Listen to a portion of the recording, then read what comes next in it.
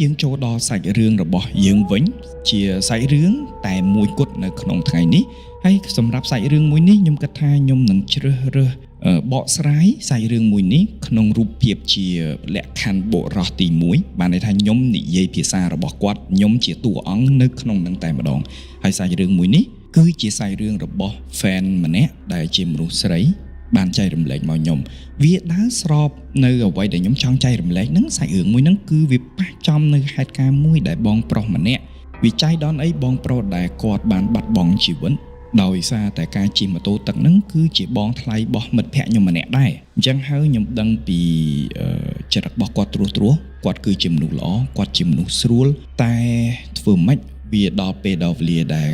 ទាញឲ្យគាត់ទៅធ្វើរឿងហ្នឹងតែម្នាក់ឯងដែលធ្វើឲ្យគាត់បាត់បង់ជីវិតមានតែឧទ្ទិសបុណ្យឲ្យគាត់ទៅចាប់ជាតិណាដែលល្អជាងនឹងរួចផុតរួចទុកដែលគាត់ជួបក្នុងនាមជាអមនុស្សហ្នឹងឲ្យឆាប់ក៏កើតខ្លាយទៅជារូបថ្មីវិញ្ញាណថ្មីនៅលើទឹកដីថ្មីបញ្ជាក់ផងដែរថាបើសិនជាការបកស្រាយរបស់ខ្ញុំមិនល្អយ៉ាងណានោះក៏សូមមេត្តាខន្តីអភ័យទោសផងដដែលគឺសុខភាពឥឡូវហ្នឹងគឺវាមិនសូវល្អទេអញ្ចឹងខ្ញុំមិនដឹងថាបងប្អូនស្ដាប់រឿងនេះខ្លាចឬមិនខ្លាចប៉ុណ្ណាទេប៉ុន្តែនេះគឺជា style ថ្មីរបស់ខ្ញុំសាកល្បងនៅក្នុងអេពីសូតហ្នឹងការបកស្រាយក្នុងនាមជាបុរសទី1សាច់រឿងមួយនេះបានកើតឡើងនៅក្នុងឆ្នាំ2009តោះយើងចូលទៅដល់សាច់រឿងរបស់គាត់ទាំងអស់គ្នាម៉ាក់ខ្ញុំជាអ្នកលក់ដូរនៅផ្សារហើយគាត់រស់រាយមែនតើស្និទ្ធស្នាលមែនតើចូលចិត្តរាប់អានអ្នកផងអ្នកពួងទាំងឡាយដែលនៅគៀកមិនថាតែនៅគៀកតូបសូម្បីតែនៅគៀកផ្ទះក៏ម្ដាយរបស់ខ្ញុំហ្នឹងចូលចិត្តរាប់អានគេណាចូលចិត្តរាប់ញាតិអ្នកណាក៏ស្រឡាញ់គាត់អ្នកណាក៏រាប់អានគាត់ដែរខ្ញុំមានបងប្អូន2នាក់បងទី1គឺជាមនុស្សប្រុសហើយខ្ញុំជាកូនពៅថែមទាំងម៉ាក់ប៉ាខ្ញុំទៀតសមាជិកនៅក្នុងក្រុមគ្រួសាររបស់ខ្ញុំមានចំនួន4នាក់គ្រួសាររបស់ខ្ញុំគឺមានទម្លាប់មួយឲ្យតែថ្ងៃបុណ្យទានឲ្យតែថ្ងៃគៀកបុណ្យធំហ្នឹងគឺអត់សូវចូលចិត្តដើរទៅណាទេចូលចិត្តតែនៅផ្ទះពួកអីឪពុករបស់ខ្ញុំគឺតែងតែយល់ថាទៅខាងក្រៅគឺមនុស្សច្រើនណាស់អីវ៉ាន់ក៏ឡើងថ្លៃទៀតពិបាករកកន្លែងនៅស្ទះនៅលើផ្លូវយូរអង្វែងអញ្ចឹងគាត់មិនសូវចូលចិត្តដើរលេងឬក៏ទៅណាថ្ងៃបុណ្យធំទេឲ្យតែបុណ្យធំម្ដងគឺពួកខ្ញុំនៅតែផ្ទះទាល់តែផុតបុណ្យទាល់តែមនុស្សវិលចូលមកក្រុងវិញអស់វិលចូលមកខេត្តវិញអស់ទើបបានប៉ារបស់ខ្ញុំនាំខ្ញុំទៅដើរលេងហើយនេះខ្ញុំជឿជាក់ថាបងប្អូនប្រជាពលរដ្ឋមួយចំនួនក៏ប្រហាក់ប្រហែលជាមួយនឹងគ្រួសារខ្ញុំដែរប៉ុន្តែហេតុការណ៍នៅក្នុងឆ្នាំ2009ជាហេតុការណ៍សោកនាដកម្មមួយដែលគ្រួសារខ្ញុំចងចាំមិនភ្លេចនៅថ្ងៃទី13ខែ4ឆ្នាំ2009ជាថ្ងៃជិតចូលដល់ពិធីបុណ្យចូលឆ្នាំខ្មែរខ្ញុំនិងគ្រួសារបានទៅលេងស្រុករបស់អ្នកជិតខាងរបស់ខ្ញុំដោយសារតែការស្រឡាញ់រាប់អានដឹងថាឪពុករបស់ខ្ញុំមិនទៅណានោះទេហើយគាត់ចង់ឲ្យម្ដាយរបស់ខ្ញុំចង់ឲ្យក្រុមគ្រួសាររបស់ខ្ញុំហ្នឹងបានស្គាល់ស្រុកកំណើតរបស់គាត់ឲ្យបានដឹងថាតើសប្បាយវាប៉ុណ្ណានៅពេលដែលពិធីធំមានការជួបជុំបែបហ្នឹងណាមួយតាំងពីធំដឹងក្តីគឺខ្ញុំនៅទីក្រុងភ្នំពេញរហូតខ្ញុំអត់ដែលសូវបានចេញទៅតាមបណ្ដាខេត្តរស់នៅតាមបែបអ្នកភូមិទេចឹងហើយខ្ញុំមិនសូវដឹងថាតើទលាមទម្លាប់របស់គេហ្នឹងវាយ៉ាងម៉េចតើម្ហូបអាហារដែលគេញ៉ាំហ្នឹងវាដូចអ្នកនៅភ្នំពេញអត់ចឹងគឺខ្ញុំពិតជាចង់ដឹងមែនតើដោយសារតែការបបួលជារឿយនេះហើយម្ដាយរបស់ខ្ញុំក៏សម្រេចចិត្តថាយើងទៅលេងខេត្តរបស់អ្នកជិតខាងហ្នឹងទៅប៉ារបស់ខ្ញុំគឺអត់ទៅទេដឹងចរិតហើយដោយដែលអ្វីដែលខ្ញុំបានបកស្រាយខាងលើហ្នឹងគឺប៉ារបស់ខ្ញុំមិនចូលចិត្តមនុស្សច្រើនវាស្មុគស្មាញវាធ្វើឲ្យគាត់តបប្រមល់ចឹងគាត់ស្ម័គ្រចិត្តនៅផ្ទះដើម្បីមើលផ្ទះជាជាងឧបទ្ទហេតុនានាដូចជាការដាច់ខ្សែភ្លើងដោយប្រការណាមួយទៅអត់មានអ្នកនៅផ្ទះគឺវាមានបញ្ហាអញ្ចឹងគាត់ក៏បណ្ដោយឲ្យម្ដាយរបស់ខ្ញុំបងប្រុសខ្ញុំហើយនឹងខ្ញុំធ្វើដំណើរទៅកាន់ខេត្តមួយហ្នឹងខ្ញុំមិនបញ្ជាក់ថាខេត្តមួយហ្នឹងនៅកន្លែងណាទេតែជាខេត្តមួយដែលស្ថិតនៅប្របជាមួយនឹងទន្លេមេគង្គបញ្ជាក់ផងដែរថាឆ្នាំ2009នេះគឺជាឆ្នាំដែលបងប្រុសរបស់ខ្ញុំឆុងខ្លាំងដោយសារតែវ័យរបស់ខ្ញុំទើបតែ13ឆ្នាំពាក្យថាឆុងខ្ញុំក៏អត់សូវយល់ក៏ខ្ញុំមិនបានចាំថាតើការឆុងហ្នឹងគឺជាឆុងបែបណាបើសិនជាបកស្រាយតាមក្បួនឆុងតើវាជាការសារឆុងឆុង3ឬក៏លាក់ឆុង6ដែលអាចបាត់បង់ជីវិតឬក៏ឧបទ្ទវហេតុកម្រិតណាគឺខ្ញុំអត់បានចាំទេដឹងតែមួយម៉ាត់ត្រឹមថាបងខ្ញុំគឺឆុងខ្លាំង មុនថ្ងៃចូលឆ្នាំខ្មែរគឺជាពេលវេលាចូលឆ្នាំចិនម្ដាយរបស់ខ្ញុំតែងតែទៅផ្ទះលោកតាម្នាក់ដែលល្បីឈ្មោះមែនទែននៅក្នុងភូមិរបស់ខ្ញុំដើម្បីធ្វើការបន់ស្រន់សេចក្តីសុខសុំសេចក្តីសុខសុំអាំងប៉ាវដើម្បីទទួលបានភាពសុខសប្បាយដើម្បីទទួលបានការការពារពីសំណាក់ទេវតាក៏បានការរុញច្រានទៅលើការរស់ស៊ីរបស់គាត់ប្រចាំថ្ងៃដែរនាថ្ងៃចូលឆ្នាំចិនលោកតានោះបានមើលទៅកាន់បងប្រុសរបស់ខ្ញុំហើយបានផ្ដាំពាក្យមួយដែលចាំមិនភ្លេចទាល់តែសោះលោកតាបានមានប្រសាសន៍ថាចៅកុំទៅណាឆ្ងាយណាហើយជាពិសេសហាមលេងទឹកជាដាច់ខាតរហូតមកដល់ថ្ងៃចូលឆ្នាំខ្មែរខ្ញុំម៉ាក់ហើយនឹងបងប្រុសខ្ញុំក៏សម្រេចចិត្តថាទៅលេងស្រុកនឹងឯងទៅលេងស្រុករបស់អ្នកនៅជិតខាងនឹងឯងតមកនេះខ្ញុំនឹងរៀបរាប់ពីហេតុការណ៍ម្ដងមួយដើម្បីឲ្យប្រិយមិត្តជាអ្វីបានជ្រាបសាច់រឿងលម្អិតតាំងពីដើមរហូតដល់ចប់បើសិនជាយើងគិតបកពីការធ្វើដំណើរចាស់ជំនាន់មុនដឹងហើយបងប្អូនហើយចូលចិត្តណាស់ធ្វើដំណើរគឺធ្វើដំណើរពេលដែលព្រះអាទិត្យអត់ទាន់រះទី1អាចដើម្បីចំណេញពេលវេលារួមទៅដល់ទីតាំងហ្នឹងវាភ្លឺល្មមមិនជ្រុលថ្ងៃមិនខាតថ្ងៃទី2ដើម្បីការពាររឿងស្ទះចរាចរណ៍ផងអញ្ចឹងអ្នកចិត្តខាងខ្ញុំហើយនឹងម្ដាយខ្ញុំក៏មានទម្លាប់អញ្ចឹងដែរថ្ងៃនោះគឺខ្ញុំដោយសារជាមួយនឹងឡានរបស់អ្នកចិត្តខាងជាឡានប្រភេទ SUV វាហាក់ប្រហែលជាមួយនឹង Lancer ហើយខ្ញុំម្ដាយរបស់ខ្ញុំនិងបងរបស់ខ្ញុំគឺអង្គុយនៅចំកណ្ដាលឡានតែម្ដងយើងធ្វើដំណើរចេញពីទីតាំងទីក្រុងភ្នំពេញប្រហែលជាម៉ោងប្រហែល3ទៀបភ្លឺពេលធ្វើដំណើរម្នាក់គេងលក់ព្រោះងើបពីព្រលឹមពេករហូតដល់ម៉ោង6 7ព្រឹកអីហ្នឹងទូរស័ព្ទរបស់ម៉ាក់ខ្ញុំក៏ចាប់ផ្ដើមរោឡើងពេលដែលម៉ាក់ខ្ញុំចុចលើកទូរស័ព្ទទើបខ្ញុំដឹងថាបុគ្គលដែលទេមកនោះគឺជាអ៊ំសេរីរបស់ខ្ញុំតើអ៊ំសេរីរបស់ខ្ញុំទេមកម៉ាក់ខ្ញុំធ្វើអ្វីកិច្ចសន្ទនានោះគឺមានពិស្ដារបែបនេះក្រោយពីម្ដាយរបស់ខ្ញុំបានលើកទូរស័ព្ទនោះហើយអ៊ំសេរីរបស់ខ្ញុំបានប្រាប់ម៉ាក់ខ្ញុំថាអញ្ចេះណែកូនរបស់គាត់ហ្នឹងគឺយល់សពអត់ល្អសោះម្ដាយរបស់គាត់ក៏សួរថាហើយយល់សពឃើញអីអ៊ំស្រីរបស់ខ្ញុំក៏បានតបថាគាត់យល់សពឃើញគេដេញកាប់គាត់ណាយល់សពឃើញដេញកាប់តទៅបានសម្រេចដេញកាប់រហូតដល់របូតក្បាលចេញពីខ្លួនអ៊ំស្រីរបស់គាត់ក៏បានប្រាប់ម្ដាយថាណែមិនបាញ់មកបំពេញវិញមកយល់សពនឹងខ្លាចមិនអត់ដឹងមិនទេនៅក្នុងយល់សពនឹងត្បិតថាអ្នកយល់សពនោះគឺជាបងចរុនមួយរបស់ខ្ញុំមែនតែអ៊ំស្រីរបស់ខ្ញុំមិនមានអារម្មណ៍ទាល់តែសោះថាសាច់រឿងនេះតាក់ទិនជាមួយនឹងបងប្រុសជារូនមួយរបស់ខ្ញុំអ៊ំស្រីរបស់ខ្ញុំបានបញ្ជាក់ប្រាប់ម្ដាយខ្ញុំថាសាច់រឿងទាំងអស់នេះគាត់មានអារម្មណ៍ថាតាក់ទិនជាមួយនឹងបងប្រុសរបស់ខ្ញុំអ្វីដែលចង់បញ្ចប់ម្ដាយរបស់ខ្ញុំបានប្រាប់ថាអើយមិនដឹងធ្វើម៉េចទេចាញ់បានពាក់កណ្ដាលផ្លូវហើយមានតការប្រយ័ត្ននឹងឯងមើលទៅវាមិនអីទេណាមួយកូននឹងនៅជាមួយខ្ញុំផងអញ្ចឹងហើយមើលទៅមិនមានហេតុការអីទេបានត្រឹមតែប៉ុណ្្នឹងខ្ញុំអត់ដឹងរឿងអ្វីទាំងអស់ម៉ាក់ខ្ញុំគាត់មិនបានគិតច្រើនទេគាត់ក៏ព្យាយាមបន្លែបន្លប់សាច់រឿងទៅអារឿងចេះទៅរឿងចោះព្រោះគាត់គិតថាវាពាក់កណ្ដាលផ្លូវបាត់ទៅហើយទោះបកក្រោយក៏មិនបានអញ្ចឹងមានតែធ្វើម៉េចឲ្យទៅដល់ហើយយើងប្រយ័ត្នប្រយែងទៅគឺបានហើយណាមួយទៀតយើងជិះមកគឺដោយសារគេផងអញ្ចឹងគេក៏ប្រញាប់ទៅផ្ទះរបស់គេដែររួមទៅឲ្យគេបកមកក្រោយអីទៀតវាសាំញ៉ាំហើយវាក្រែងចិត្តគេខ្លាំងមែនទែនតាមផ្លូវបងខ្ញុំគឺស្ងាត់ជាទីបំផុតមិនមានមាត់មិនមានកដែលខុសពីទម្លាប់គាត់ទាំងស្រុងហេតុអ្វីព្រោះជាធម្មតាបងខ្ញុំនិងខ្ញុំមិនដែលឲ្យតែបើកភ្នែកគឺមិនដែលត្រូវគ្នាទេគឺវាយគ្នាដែលម្ដាយខ្ញុំត្រូវខាត់រាល់ពេលហើយការវាយគ្នាហ្នឹងគឺមិនមែនវាយតិចទេណាគឺវាយបោចសក់គឺវាយខ្លាំងមែនទែនប៉ុន្តែចម្លែកអ្វីនៅក្នុងថ្ងៃនេះគឺបងប្រុសរបស់ខ្ញុំមានសភាពស្ងៀមស្ងាត់មែនទែនមិនមាត់មិនកមិនប្រស្រ័យតាក់ទងជាមួយអ្នកណាទាំងអស់សូម្បីតែខ្ញុំចង់រករឿងគាត់ក៏គាត់ធ្វើហីមិនមានការតបតជាមួយខ្ញុំដែរតែខ្ញុំក៏អត់ចាប់អារម្មណ៍ដែរព្រោះដោយសារតែខ្ញុំអង្គុយកដាលអត់នៅគៀកកញ្ចក់ផងក៏មានអារម្មណ៍ថារៀងពុលឡាន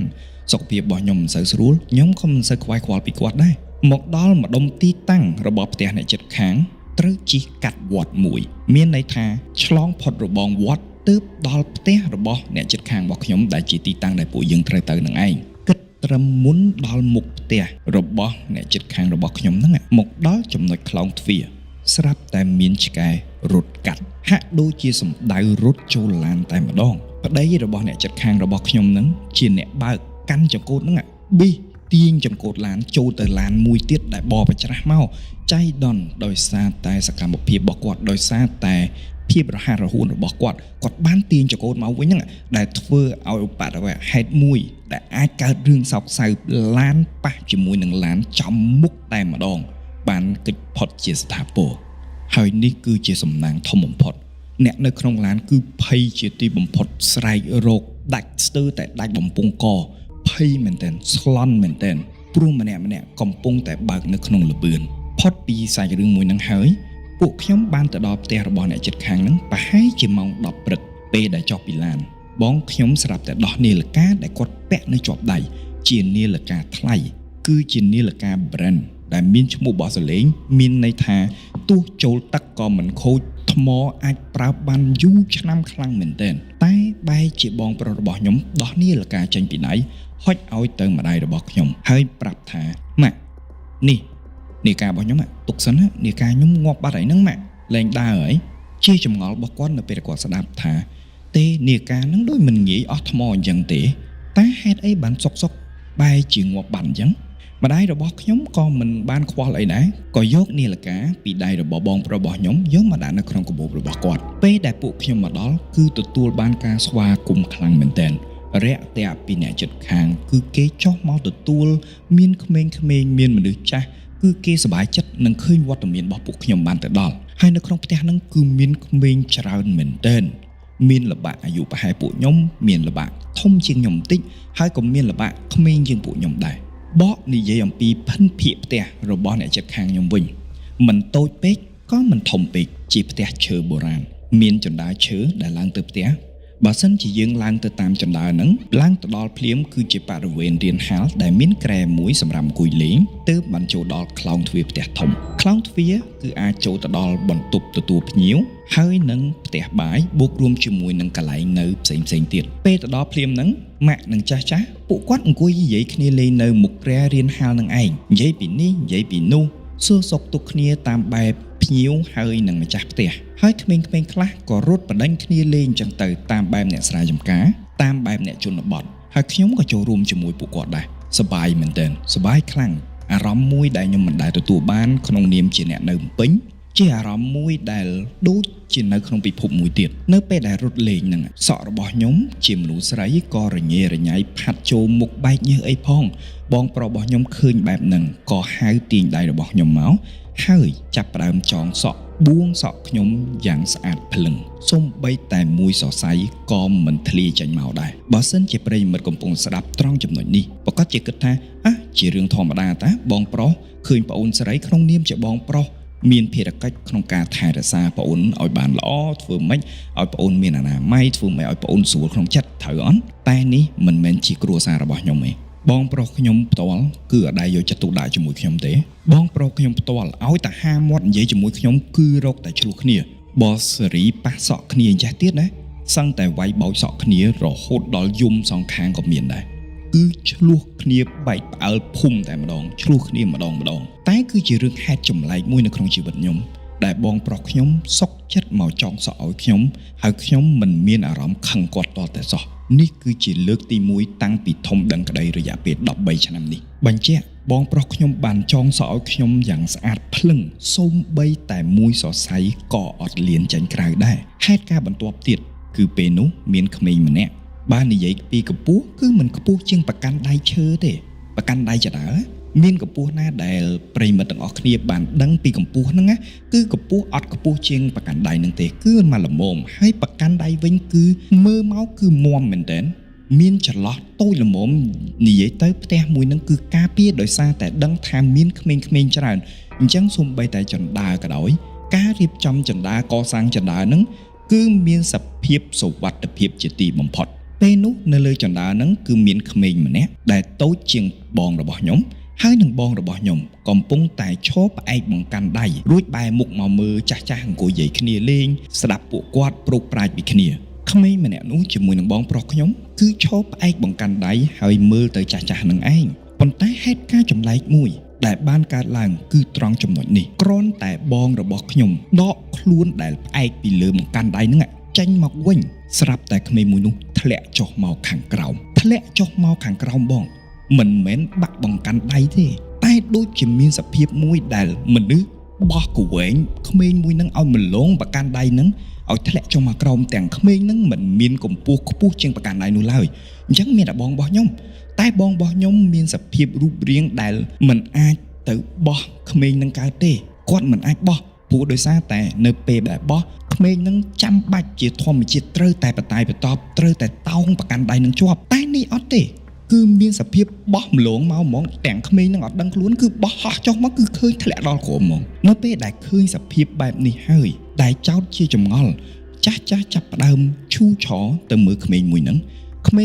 នៅពេលដែលស្ថិតនៅក្នុងរង្វង់ដៃដែលម្ដាយឪពុករបស់គាត់តកងនេះក្មេងមួយហ្នឹងបានស្រែកនៅពាក្យមួយម៉ាត់នេះគេបោះខ្ញុំគេច្រានខ្ញុំចុះមកតើអ្នកណា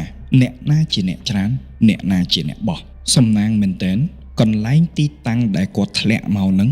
គឺមិនចំអ្វីទាំងអស់ព្រោះនៅក្បែរហ្នឹងគឺមានក្បាលលូមួយដែលមានលក្ខណៈ4ជ្រុងជាសំណាងរបស់គាត់ដែលគាត់ធ្លាក់មកមិនចំនៅកន្លែងជ្រុងណាមួយនៃក្បាលលូហ្នឹងបើសិនជាចំច្បាស់ជាមានរឿងហេតុធំហើយតែជាសំណាងបែរជាកលិតដៃកលិតជើងបន្តិចបន្តួចអញ្ចឹងហើយម្ដាយឪពុករបស់ក្មេងម្នាក់ហ្នឹងហើយនឹងចាស់ប្រញាប់រុះរាន់ឡើងយកក្មេងម្នាក់នោះជិះចេញទៅស្វែងរកមន្ទីរពេទ្យដើម្បីលាងរបួសប៉ុន្តែចម្លែកត្រង់ថា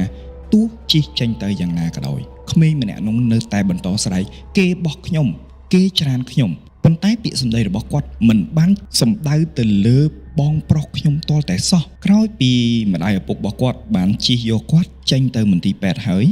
រហូតដល់ម៉ោងបាយប្រហែលជា7ម៉ោង12ថ្ងៃត្រង់ពួកយើងនិងអ្នកផ្ទះផ្សេងក៏ញ៉ាំបាយជាធម្មតារហូតដល់ម៉ោង7:01បងប្រុសរបស់ខ្ញុំក៏សួរទៅម៉ាក់របស់ខ្ញុំថាចេះម៉ាក់គាត់សន្យាថានាំខ្ញុំទៅលេងទឹកអីហើយមិនក៏អត់ឃើញទឹកអញ្ចឹងបងខ្ញុំគឺជាមនុស្សម្នាក់ដែលចូលចិត្តទឹកខ្លាំងណាស់ឲ្យតែឃើញទឹកគឺទ្រាំអត់បានទេស្ទើរតែហក់ទៅទាំងស្រុងទាំងកៅអៅនឹងថ្មីនឹងគឺហក់ទៅតែម្ដងគឺគាត់ស្រឡាញ់ទឹកដល់ថ្នាក់ហ្នឹងម្ដាយរបស់ខ្ញុំក្រោយពីបានឮពីបងរបស់ខ្ញុំរំលឹកពីការសន្យារបស់គាត់ជាមួយនឹងបងខ្ញុំតាក់ទិនពីជូនទៅលេងទឹកហ្នឹងហើយម្ដាយរបស់ខ្ញុំក៏មិនបានចាំនៅពាក្យពេចន៍របស់លោកតាថាហាមទៅឆ្ងាយហាមលេងទឹកអញ្ចឹងនៅពីមុខផ្ទះដែលពួកខ្ញុំស្នាក់នៅប្រហែលជា500ម៉ែត្រគឺជាទន្លេមេគង្គតែម្ដងគឺដល់ទឹកតែម្ដងម្ដាយរបស់ខ្ញុំបាននាំខ្ញុំនិងបងប្រុសរួមទាំងក្មេងៗនៅក្នុងផ្ទះប្រហែលជាច្រើនអ្នកមែនទែនដែលខ្ញុំមិនចាំចំនួនទេទៅលេងទឹកនៅកន្លែងនោះឯងតែពួកយើងលេងនៅច្រាំងទេអត់ទៅលេងជ្រៅទេគឺនៅក្បែរទូកនេសាទធំដែលឯបមាត់ច្រាំងហ្នឹងពួកខ្ញុំគឺលេងទឹកសប្បាយមែនទែនលេងទឹកសប្បាយព្រោះខ្ញុំមិនដែលសោះលេងទឹកទន្លេប៉ះចំជាមួយនឹងមានដៃគូដៃកនក្មេងៗអាយុសប្បាយគ្នាច្រើនទៀតគឺខ្ញុំសប្បាយរកពធហើយប៉ុន្តែមិនដឹងហេតុអីស្រាប់តែមានរឿងរ៉ាវមួយទាញចិត្តខ្ញុំឲ្យចង់ហក់សាកទៅក្នុងទឹករៀងឆ្ងាយបន្តិចដែលជាទឹករៀងជ្រៅនឹងឯងអញ្ចឹងខ្ញុំក៏ឡើងលើទូកនេសាទហើយហក់សំដៅទៅក្នុងទឹករៀងជ្រៅបន្តិចដោយចាប់ដៃក្មេងម្នាក់ដែលជាម្ចាស់តំបន់ហើយគាត់ជាអ្នកហែលទឹកស្ទាត់មែនទែនពេលដែលខ្ញុំហក់ទៅគឺចំទួលមួយអញ្ចឹងជើងរបស់ខ្ញុំម្ខាងគឺនៅកន្លែងទួលមួយហ្នឹងដែលធ្វើឲ្យខ្ញុំផុតទឹកហើយជើងម្ខាងទៀតគឺនៅក្នុងលំហទឹកមួយហ្នឹងដែលហ៊ានតែលបូតជើងគឺទឹកជ្រៅដៃរបស់ខ្ញុំគឺកាន់ក្មេងម្នាក់នោះជាប់ចៃដន្យអីក្មេងម្នាក់ហ្នឹងកំពុងតែថេះថាដើម្បីរក្សាជំហរក្បាលរបស់គាត់ឲ្យផុតទឹកហ្នឹងស្រាប់តែគាត់បាត់ជំហរដែលកន្ធាក់ដៃរបស់ខ្ញុំធ្វើឲ្យខ្ញុំដួលទៅក្នុងទឹកខាងផ្នែកជ្រៅពេលនោះហើយជាពេលវេលាមួយដែលខ្ញុំលង់ទឹកពេលដែលខ្ញុំកំពុងតែថេះថានៅក្នុងទឹកចូលពេញច្រមុះពិបាកក្នុងការដកដង្ហើមមែនទែនខ្ញុំគិតក្នុងចិត្តថាពេលវេលានេះគឺជាពេលវេលាចុងក្រោយរបស់ខ្ញុំហើយទោះខ្ញុំខំខ្វាយប៉ុណ្ណាក៏ដោយមិនប៉ះសោះសំបីតែច្រាំងទូកមិនប៉ះសោះសំបីតែដៃជំនួយគឺមិនប៉ះសំបីតែដៃម្នាក់ខ្ញុំគិតថាពេលវេលានេះគឺជាពេលវេលាចុងក្រោយសម្រាប់ខ្ញុំហើយខ្ញុំខំប្រឹងតែថេះថាធាក់ចំជើងមួយនៅក្នុងទឹកជាជើងមនុស្សច្បាស់ណាស់ជាជើងមនុស្សតែជើងមួយនេះមិនស្លៀកខោទាល់តែសោះគឺខ្ញុំធាក់ចំសាច់ជើងតែម្ដងធ្វើឲ្យខ្ញុំងើបមកផុតប្រហែលជាបនខ្ញុំនៅមានទើបបានប្រហែលជាមានអ្នកណាមកជួយសង្គ្រោះខ្ញុំតាន់ធាក់រួចខ្ញុំក៏ស្វេសវ៉ាស្ទុះបានតោងទៅខ្សែទូកខ្ញុំអរណាស់ខ្ញុំរួចផុតពីការស្លាប់ហើយគឺខ្ញុំសប្បាយចិត្តខ្លាំងមែនទែនតែប្រិមិត្តដឹងអត់ថាភ្លាមនឹងម៉ាក់ខ្ញុំបានទាញដៃខ្ញុំឡើងហើយសួរខ្ញុំថាចេះមានឃើញអាហៀអត់អាហៀបាត់ហើយកូនសាច់រឿងរបស់ខ្ញុំដែលបានរៀបរាប់ជូនប្រិមិត្តមកដល់ត្រឹមនេះគឺខ្ញុំមានសភាពរន្ធត់និងអួលដើមកខ្លាំងមែនទែនព្រោះខ្ញុំ ចងចាំនៅទឹកមុខរបស់ម្ដាយរបស់ខ្ញុំឃើញនៅកាយវិការរបស់ម្ដាយខ្ញុំដែលឃើញកូនមួយហើយបាត់កូនមួយបើសិនជាឲ្យខ្ញុំប្រៀបធៀបម្ដាយរបស់ខ្ញុំអាកប្បកិរិយារបស់គាត់ទឹកមុខរបស់គាត់ទឹកភ្នែកដែលគាត់បានហូរប្រៀបដូចនាងបដាចាអញ្ចឹងគាត់ឈរយំខ្លាំងយំឡើងចង់ស្លាប់យំផងគោះទឹកផងលុតជង្គង់បោកក្បាលដីបោកខ្លួនទះទឹកស្វែងរកកូនមួយទៀតអាណាកូននេះមួយទៀតគឺមានសភាពបែបហ្នឹងគឺជាទស្សនវិជ្ជាមួយដែលមិនអាចធ្វើឲ្យខ្ញុំភ្លេចបានទាល់តែសោះគាត់យំខ្លាំងណាស់គាត់យំព្រោះអត់ឃើញបងរបស់ខ្ញុំគាត់យំមិនឈប់ទាល់តែសោះគាត់ស្រែកឡើងផ្លាត់សលេងស្រែកឡើងបាត់សលេងខ្ញុំវិញ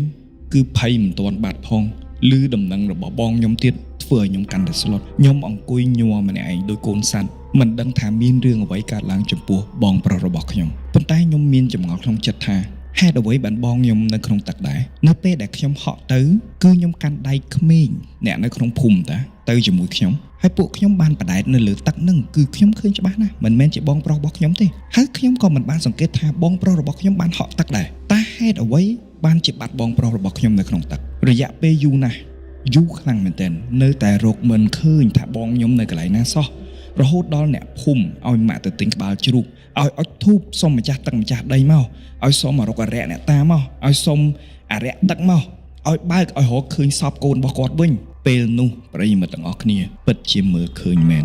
ពិតជាឃើញមែនរយៈពេល45នាទីក្រោយពីការសែនព្រេនគាត់ត្រូវបានទឹកគួចចូលទៅក្នុងកន្លែងទឹកជ្រៅបាត់ទៅហើយនៅគៀកបាតទន្លេនៅចំកណ្ដាលទន្លេហ្នឹងហ្មងត្រឡប់ពេលដែលមិនទាន់សែនវិញនេះគឺជារឿងអច្ឆរិយៈមួយដែលខ្ញុំស្ទើរមិនជឿ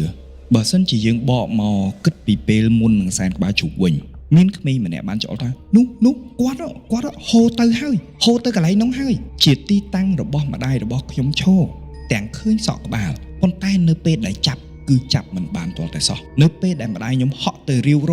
ក៏រកមិនឃើញដែរហេតុអ្វី1វិនាទី2វិនាទីតែប៉ុណ្ណោះហេតុអ្វីឈោងចាំមិនបានមនុស្សឡើងចងងហេតុអ្វីចាប់មិនបានពេលដែលម្ដាយខ្ញុំហក់ទៅចាប់បែរជាបាត់បងប្រុសខ្ញុំទៅវិញក្រោយពីបានរកឃើញសាកសពរបស់បងប្រុសខ្ញុំហើយនេះគឺជាសោកនាដកម្មដ៏ធំបំផុតនៃការបាត់បង់របស់ក្រុមគ្រួសារខ្ញុំមិនដឹងថាជាត្រណមរបស់អ្នកភូមិបែបណាទេប៉ុន្តែពេលនោះគេអូសខ្ញុំទាំងពីរអ្នកចេញមិនឲ្យមើលសាកសពរបស់បងរបស់ខ្ញុំទេព្រោះថាគេបានបញ្ជាក់ថានេះជាត្រណមអញ្ចឹងខ្ញុំក៏អត់យល់ដែរគេអូសម្ដាយរបស់ខ្ញុំនិងខ្ញុំឡើងទៅដល់ផ្ទះខ្ញុំបានលួចមើលតាមបង្អួចចុះមកក្រោមហើយខ្ញុំឃើញផ្ទាល់ភ្នែកអ្នកស្រុកកំពុងតែចាប់កជើងរបស់បងប្រុសខ្ញុំឡើងម្នាក់មកខាងហើយសំយងរំអុកឲ្យធ្លាក់ទឹកចេញពីសួតរបស់គាត់ឲ្យធ្លាក់ទឹកចេញពីកាពះរបស់គាត់ម្នាក់ខំប្រឹងរឹតធុងម្នាក់ខំប្រឹងធ្វើតសៃម្នាក់ខំប្រឹងធ្វើចលនាបេះដូងព្យាយាមអស់ពីលទ្ធភាពមានទាំងការធ្វើពិធីចម្លែកមួយទៀតគឺ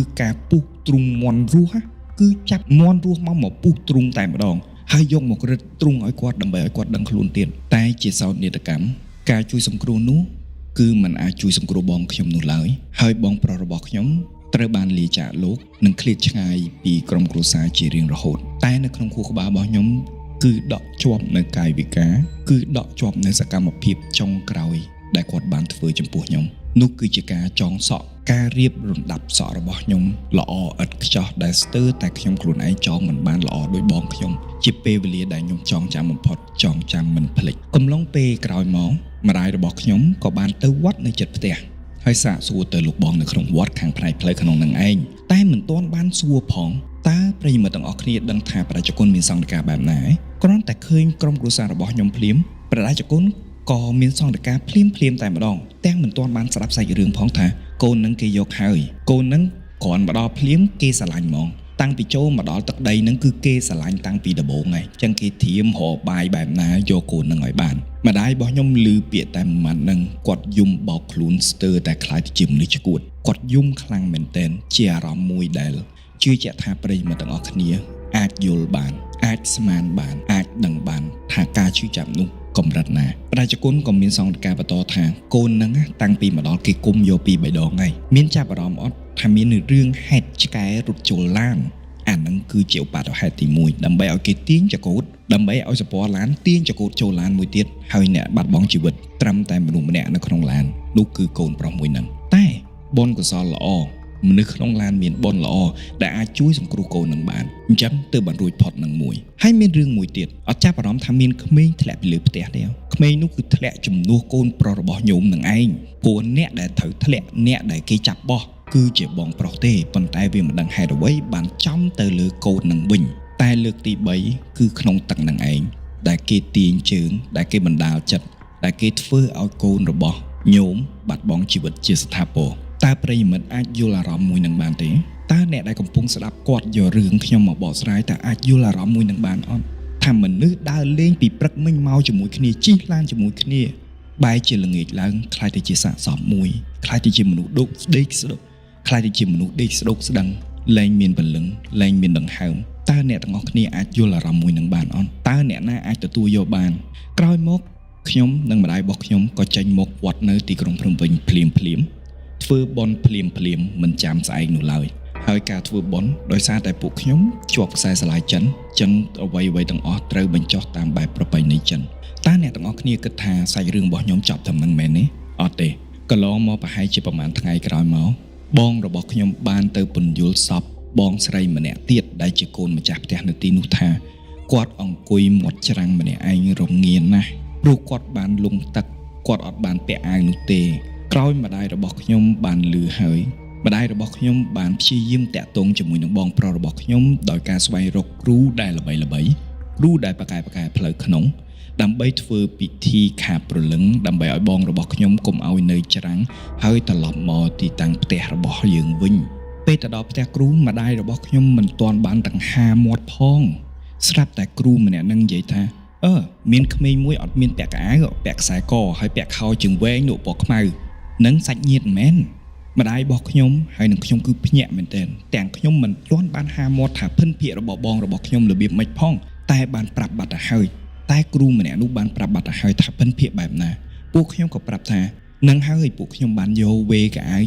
នេះមកវេឲ្យកូនរបស់គាត់យកកៅអៅនេះមកវេឲ្យកូនប្រុសរបស់ម្ដាយរបស់ខ្ញុំនឹងឯងដែលបានលង់ទឹកឡាក់ពេលនោះគ្រូម្នាក់នោះក៏បានថាមិនអីទេកូនរបស់បងឯងហ្នឹងមិនមែននៅទលេទេនោះនៅខាងក្រុមចរា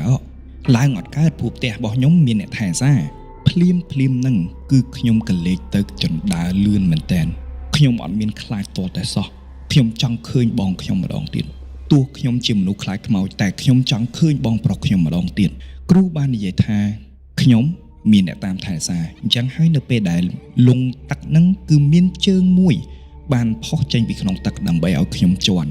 បងប្រុសរបស់ខ្ញុំត្រូវបានបាត់បង់ជីវិតដោយសារតែមិនដឹងថាជាអរិយមិនដឹងថាជាខ្មោចស្រីមិនដឹងទេគឺបានទាញជើងគាត់យកទៅព្រោះគេឃើញបងរបស់ខ្ញុំសហើយសង្ហារំលងបានមករយៈក្រោយទៀតនៅក្នុងពេលបច្ចុប្បន្ននេះអ្នកខ្លាំងប៉ាកែម្នាក់បានប្រាប់ថាបងប្រុសរបស់ខ្ញុំបានទៅចាប់ជាតិហើយក៏មិនឆ្ងាយប្រហែលដែរជាតិកំណើតថ្មីរបស់គាត់គឺជាមនុស្សស្រីឮដំណឹងមួយនេះក្រុមគ្រួសារខ្ញុំក៏សប្បាយចិត្តក៏បានសួរពីភិនភាគហើយបានទៅរកទៅតាមអ្វីដែលគ្រូបានបញ្ជាក់នឹងឯងនៅពេលដែលពួកខ្ញុំទៅដល់គឺពិតជាឃើញភិនភាគតែមួយមែនហើយពិតជាប្រហាក់ប្រហែលជាមួយនឹងបងប្រុសទាំងចរិតទាំងលក្ខណៈចុងក្រោយរឿងនេះគឺបានដិតដាននៅក្នុងក្រុមគ្រួសារខ្ញុំរហូតមកដល់ពេលបច្ចុប្បន្ននេះទាំងវិបដិសារីទាំងម៉ាក់ខ្ញុំទាំងខ្ញុំគឺតែងតែបន្ទោសខ្លួនឯងជារៀងរហូតមកតាំងពីរឿងហេតុនោះហើយសូម្បីតែទឹកសមុទ្រទឹកទន្លេទឹកជ្រោះបឹងគឺខ្ញុំមិនប៉ះសូម្បីតែជិះទូកលេងក៏ខ្ញុំមិនទៅដែរ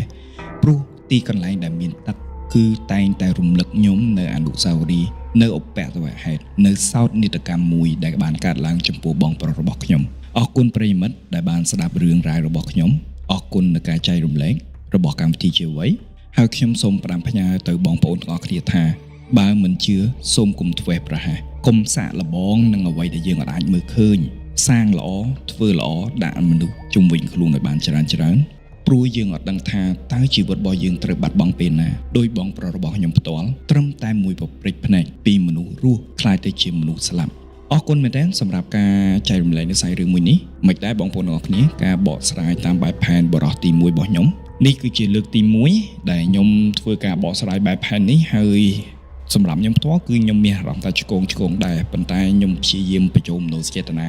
ហ ហើយព្យាយាមរស់នៅក្នុងកែវភ្នែករបស់គាត់ថាតើគាត់បានជួបប្រទះនៅរឿងអីគេខ្លះតើសម្លេងរបស់ខ្ញុំតើការបកស្រាយបែបផែនបរោះទី1នេះតើបងប្អូនអាចរស់នៅអាចស្ថិតនៅក្នុងឬក៏អាចវិលត្រឡប់ទៅពេលវេលារបស់សាច់រឿងដែលបានកើតហេតុដូចស្ថិតនៅក្នុងពេលបច្ចុប្បន្ននៅក្នុងកែវភ្នែករបស់បងប្អូនដែរឬអត់បើសិនជាអត់ទេខ្ញុំសូមអភ័យទោសផងបងប្អូនអាច comment នៅក្រោមវីដេអូនេះបានប្រាប់ថាបកស្រាយអត់សូវល្អទេកុំបកស្រាយតាមបែបផែនបរោះទី1អីបែបបកស្រាយតាមបែបផែនមុនទៅអញ្ចឹងខ្ញុំនឹងទទួលនៅយោបល់ស្ថាបនាទាំងអស់របស់បងប្អូនទាំងអស់គ្នាហើយក៏ខ្ញុំសូមអភ័យទោសដែរនេះគឺជាសារការសារលបងរបស់ខ្ញុំទេហេតុអ្វីបានខ្ញុំចង់បកស្រាយបែបនេះព្រោះដោយសារតែសាច់រឿងនេះគឺវាលំអិតហើយនឹងវែងបូករួមជាមួយនឹងសុខភាពរបស់ខ្ញុំអត់សូវល្អផងអញ្ចឹងខ្ញុំ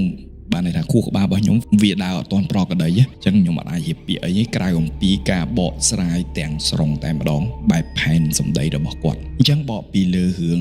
ទឹកវិញបងប្អូនហើយហេតុអីខ្ញុំលើកសាច់រឿងហ្នឹងមកគឺវាហាក់ដូចជាសាច់រឿងដូចដែលបងប្រុសដែលបានបាត់បង់ជីវិតអញ្ចឹងសមុទ្រសម្រាប់ខ្ញុំអត់សូវភ័យហ្មងទេហេតុអីបើខ្ញុំអត់សូវភ័យព្រោះថាសមុទ្រទោះជាយ៉ាងណាក៏ដោយគួចយ៉ាងណាក៏ដោយចរន្តរបស់សមុទ្រគឺបោកមកច្រាំងតែទឹកទន្លេអត់ដូចទឹកសមុទ្រទេផ្ទៃដីខាងក្រោមគឺមិនស្មើគ្នាដែលទឹកវាអញ្ញាញ៉ៃចរន្តវាមិនច្បាស់លាស់ធ្វើឲ្យចរន្តទឹកមួយនឹងអ្នកចេះហែលប៉ុណ្ណាក៏ដោយក៏អាចងាយលង់បានដែរអានេះបើខ្ញុំអត់និយាយអំពីរឿងអបិជ្ជនឿខ្ញុំនិយាយពីរឿងអវិជ្ជាសាស្ត្រសុទ្ធតែម្ដងប៉ះចំខែទឹកឡើងទៀតកាន់តែទឹកខ្លាំងទៀតហូររញ៉េរញ៉ៃឃើញចរន្តហាក់ដូចជាទៅខាងស្ដាំតែនៅពេលដែលចូលទៅដល់ចរន្តវាមិនមែនទៅខាងស្ដាំសុទ្ធទេតែវាបោកចុះបោកឡើងអញ្ចឹងហើយធ្វើឲ្យអ្នកចេះហែលទឹកល្មមឬក៏ខ្លាំងប៉ុណ្ណាក៏ពិបាកនៅក្នុងការស៊ូទ្រាំនៅក្នុងទឹកទន្លេដែរដោយឡែកតាក់ទងជាមួយនឹងខ្មោចទឹកវិញអានេះខ្ញុំនិយាយតាមអ្វីដែលខ្ញុំដឹងណាបងប្អូនតាក់ទិនជាមួយនឹងខ្មោចទឹកហ្នឹងបងប្អូនត្រូវចាំថានៅក្នុងទឹកយើងអត់ដឹងថាមានមនុស្សប្រមាណអ្នកដែលបានបាត់បង់ជីវិតទេរាប់តាំងពីសង្គ្រាមជើងទឹកតាំងពីបរមរានមករហូតមកដល់ពេលបច្ចុប្បន្នដែលជាទូកនេសាទដែលទូកទេសចរដែលបាត់បង់ជីវិតដែលអណ្ដែតសាកសពដែលពលឹងនៅជាប់នៅកន្លែងហ្នឹងអញ្ចឹងម្នាក់នៅក្នុងទឹកចង់ទៅចាប់ជាតិតែងតែស្វែងរកមនុស្សមកជំនួសអញ្ចឹងហើយការយកមកជំនួសនេះក៏តាមខ្ញុំដឹងណាខ្មោចទឹកក៏គេមិនមែនចេះយកដែរបានន័យថាតតែច្បាស់ថាម្នាក់ហ្នឹងគេយកបានទៅគេយកហើយខ្មោចទឹកបើតាមខ្ញុំស្ដាប់ទៅគឺមានសន្តានរបៀបប៉ាតងោលបើមានសក់ប៉ុន្តែស្ថានភាពស្បែកដែលយើងអាច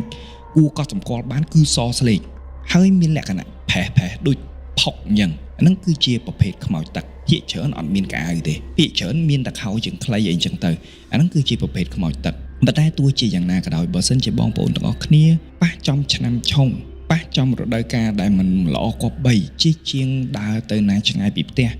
នៅសង្ងំនៅក្នុងផ្ទះនៅក្នុងតំបន់ណាដែលសុវត្ថិភាពដែលគេអាចជួយបានដែលគេងាយរកដែលគេអាចប្រស្រ័យតាក់ទងអានេះបើខ្ញុំផ្ដាំផ្ញើទៅបងប្អូនណាហើយជាពិសេសក៏ផ្ដាំផ្ញើទៅអ្នកសបាគ្នាឬក៏និយាយចេះវិញកុំថាផ្ដាំផ្ញើជារួមតែម្ដងទៅប្រិយមិត្តរបស់ជាអ្វីផ្ដាំផ្ញើជារួមវិធីដែលល្អបងប្អូនការខ្ញុំនៅក្មេងក៏ខ្ញុំអាចយល់បានដែរថាទៅណាមកណាមិនចង់ឲ្យឪម៉ែយើងដឹងទេមិនចង់ឲ្យអ្នកផ្សេងដឹងថាយើងទៅកន្លែងណាទេប៉ុន្តែនៅក្នុងកំឡុងពេលមួយដែលយើងអត់មានអារម្មណ៍ល្អថាដូចអត់សូវស្នុកក្នុងខ្លួនសោះឬក៏